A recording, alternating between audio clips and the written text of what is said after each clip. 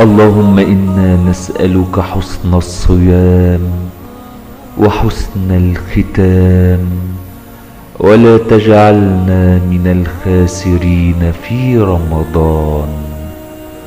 اللهم اجعلنا ممن تدركهم الرحمة ثم المغفرة ثم العتق من النار.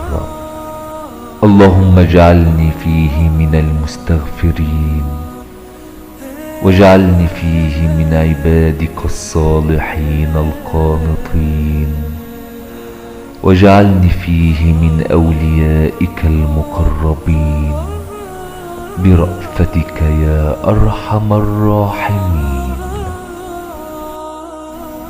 اللهم أعني فيه على صيامه وقيامه، وجنبني فيه من هفواته وأثامه، وارزقني فيه ذكرك بدوامه بتوفيقك يا هادي المضلين.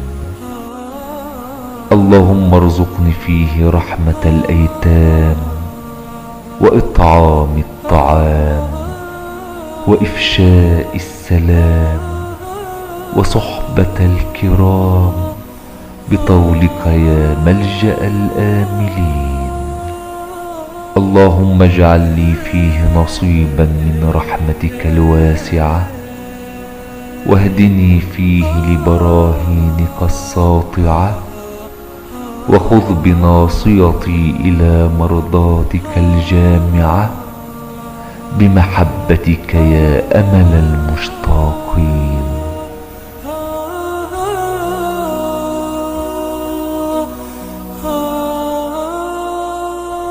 شريف عبد الفتاح.